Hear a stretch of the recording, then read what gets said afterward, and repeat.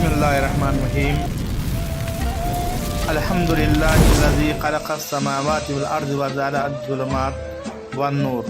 बेशक सब तारीफ़ें इस पाक परवरदिगार आलम के लिए है कि जिसने आसमानों और ज़मीन को पैदा किया और बनाया, ज़ुल्मात, तारिकियाँ और नूर की रोशनी को। अस्सलामु अलैकुम व रहमतुल्लाहि व बरकातुहू। आमन यहदियकुम फ़ी ज़ुल्मात, भला कौन राह बतलाता है कि तुमको ज़ुल्मात, अंधेरों में। आइए ज़ुल्मात और नूर के मकामात को तसव्वुफ़ाना दायरे से देखें और इन मनाजिल में कुदरत ने कौन कौन सी खूबियों को पोशीदा किया है। इनकी गहराइयों में जाकर कुछ इनकी हकीकत के पर्दों को उठाएं और देखें कि क्या क्या शक्लें नज़र आने लग जाती है। कुदरत ने जब ज़ुल्मात को ज़ाहिर किया और इन पर हज़ार बरस गुजारने लगे और यही कैफियत कायम रही, तो कुदरत से इसमें कई किस्म की तब्दीलियाँ आने लगी और इस ज़ुल्मात के दायरे में कई किस्म के मौजूदात वजूद में आने लगे। ये वजूद अपने अंदर एक अलावा ही किस्म की कैफियत रखते थे। कुदरत ने इसमें रूहों को दाखिल किया और ये आलम बरज़ख में इधर उधर घूमते हुए रह गए कि ये ज़ुल्मात में पैदा होने वाले वजूद की तरह की शक्लों में हुआ करते थे।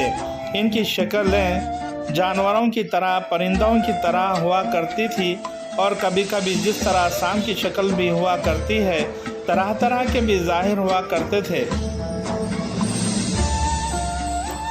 इसी तरह के भी ज़ाहिर हुआ करते थे। आम तौर पर ज़ुल्मात में वजूद लेने वाले वजूदों में ज़्यादातर शरही पाया जाता रहा है।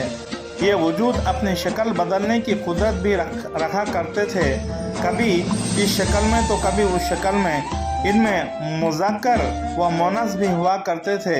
ये मुज़क्कर व मुअन्नस आपस में मिला करते थे और मुबाशरत भी किया करते थे। इसी तरह वो अपने नस्ल को बढ़ाते थे।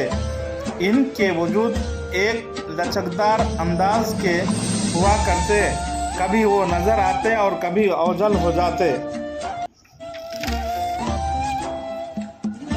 इनकी आन में एक जगह से दूसरी जगह का सफ़र इनके लिए बिल्कुल आसान हुआ करता था और ये हवा में तीरते नजर आते। हज़ारों बरस यूं ही गुजारते गए, यहाँ तक कि हज़रत इंसान भी पैदा हो चुका। इन ज़ुल्मात में पैदा होने वाली रूहों से और इनके वजूद से कुदरत ने कई तरह की खलकत को पैदा किया और इन्हें कराए आर्जी पर उतारा।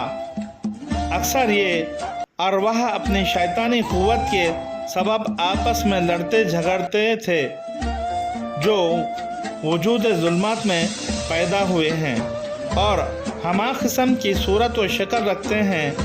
इनमें जिन्नात, शयातीन, चुड़ैल, प्रेत वगैरह ऐसे बलाया जो हमेशा शर करने में ही लगे रहते हैं और अक्सर हमेशा बुरे कामों में ही लगे रहते हैं। जिन्नात की कौम में चंद अच्छे भी हुआ करते थे और हमेशा अच्छे काम ही में मसरूफ़ रहते हैं, यहाँ तक कि वो तिलावत व इबादत में भी लगे रहते हैं। ये भी एक कुदरत का निज़ाम ही है। कुदरत को उनकी भी बहुत ज़्यादा ज़रूरत थी होगी जो इन्हें वजूद में लाया और इनसे जो हर ज़रूरी काम लेना है वो लिया गया। ये सब कुदरत का एक राज ही है। और भी कुछ गहराई में जाएं तो कुदरत ने इंसान को पैदा करने से पहले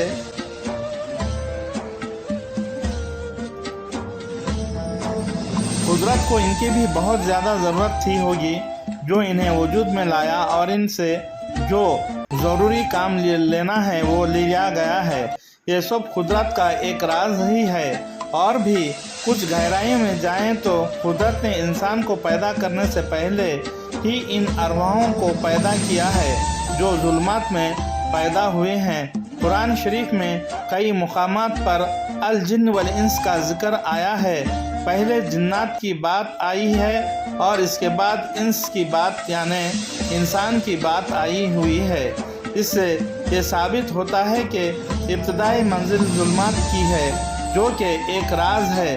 ایک تو اس منزل میں نور پوشیدہ ہے، تو دوسری طرف اس مقام میں کئی وجودوں کو وجود میں لانا بھی تھا۔